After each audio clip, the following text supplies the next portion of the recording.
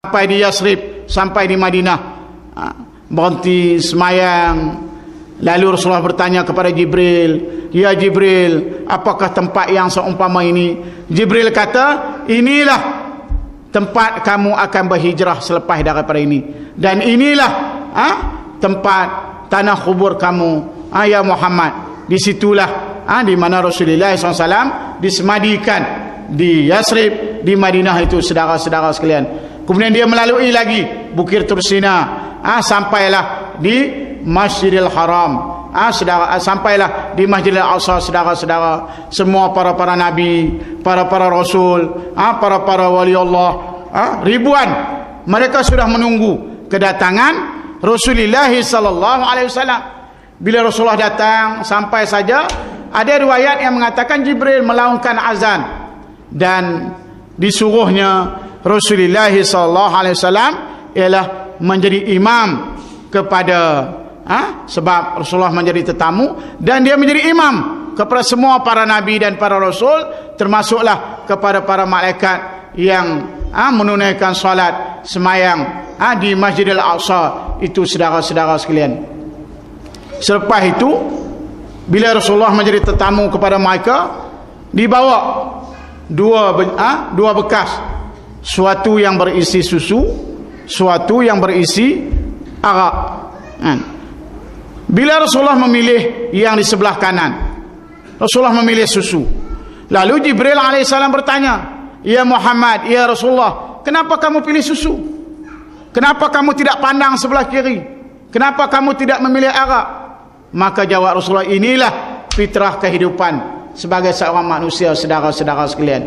Inilah fitrah kehidupan. Memanglah kita daripada susu, walaupun sekarang ni susu bukan lagi susu awal lembu, bukan lagi susu ibu, susu awal lembu lah, bermacam-macam jenama susu, kan? Tetapi fitrah kehidupan kita ialah daripada susu. Kita membesar, saudara-saudara sekalian. Ulama-ulama menafsirkan, saudara-saudara sekalian, dalam keadaan Rasulullah tidak memandang arak, tetapi inilah yang menjadi gejala kemaksiatan, kemungkaran, ibu segala maksiat yang ada, saudara-saudara sekalian.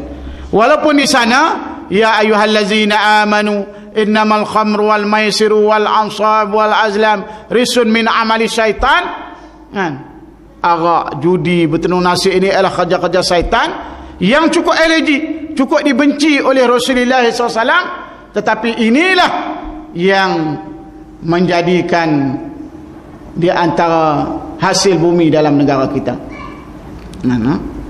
Kelang-kelang arak semakin hari semakin membesar, elan-elan arak semakin hari semakin membesar. Dalam belanjawan tahun lepas, hasil daripada kelang-kelang arak ni berapa bilion? Saudara-saudara lebih. Saudara-saudara boleh jawab sendirilah, saudara-saudara. Inilah iktibar daripada peristiwa Isra' dan Mi'raj. Kemudian bila Rasulullah SAW diangkat ke langit, saudara, faqalu man anta, malaikat Ismail. Malaikat ni dia tak pernah turun ke bumi, malaikat yang bernama Ismail, kecuali semasa hampirnya kewafatan Rasulullah sallallahu alaihi wasallam. Diberi dua pilihan, sama ada nak terus hidup ataupun nak menemui Allah Subhanahu wa taala, nak kepada kewafatan. Maka Rasulullah pilih kewafatan. Kalau nak hidup, bagaimana Nabi Isa alaihissalam yang diangkat oleh Allah Subhanahu wa taala, dia tidak lagi berada di alam bumi ini, alam yang lain, saudara-saudara sekalian.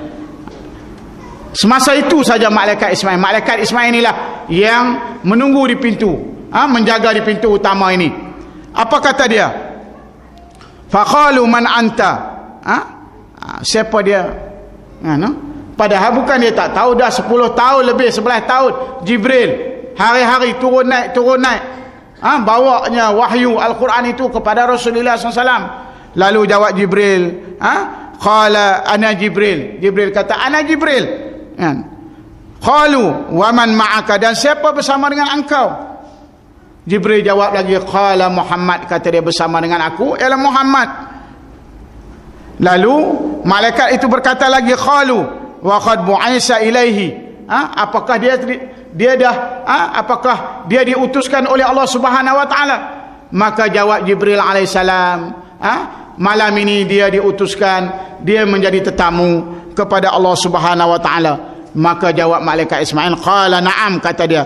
Qala fafatahu lahu wa qalu marhaba bikum wa min ma ma'aka. Maka jawab Jibril, ya Nabi sallallahu alaihi wasallam bersabda, lalu mereka membukalah pintu langit dan mengucap, selamat datanglah kepada Rasulullah sallallahu alaihi wasallam. Saudara-saudara sekalian, ini keterangan dalil nas yang qat'i, yang tidak dapat tidak. Rasulullah diangkat ke ke Suratul Muntaha, ke langit pertama, langit kedua, langit ketiga, sampailah saudara-saudara sekalian.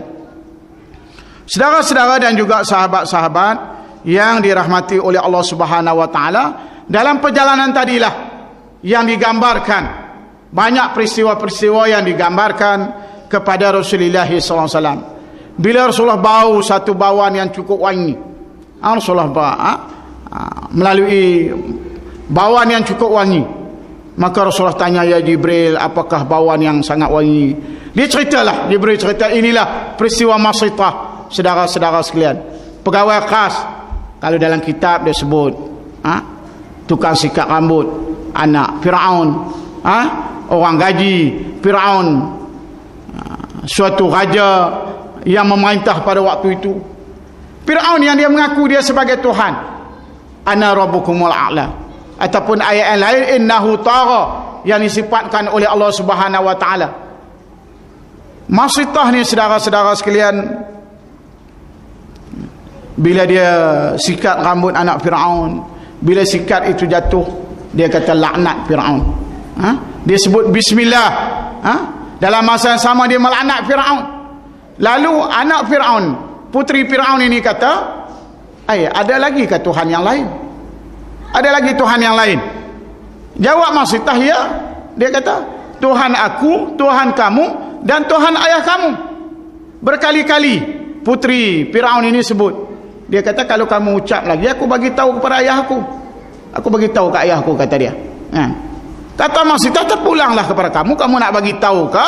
Kamu tak nak bagi tahu ke? Tetapi ada lagi Tuhan yang lain, Tuhan yang sebenarnya, yaitu Rabbil Alamin, Tuhan sekalian alam ni, Allah Azza wa Jalla.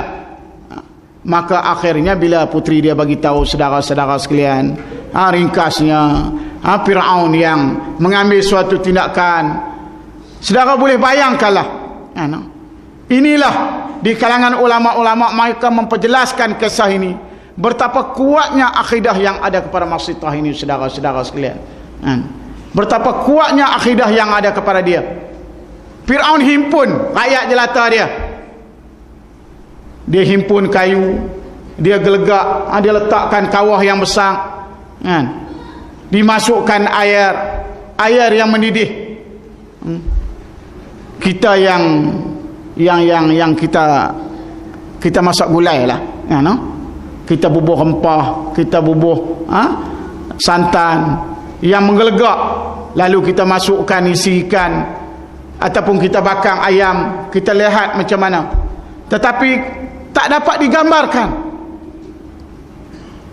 Inilah kuatnya akidah Masitah. Bila dicampak suaminya, bila dicampak anaknya, dia barulah saja lepas salin, bayi yang kecil. Bagaimana anak yang kecil ini boleh bercakap? Anak yang kecil ini boleh bercakap, memberi semangat, memberi kata-kata motivasi kepada umi dia, kepada mak dia. Kita tahu Nabi Isa AS ketika dia bayi, dia boleh bercakap. Anak kepada Juraish, seorang ahli ibadat di zaman Bani Israel. Bila Juraish ini dipitnahkan,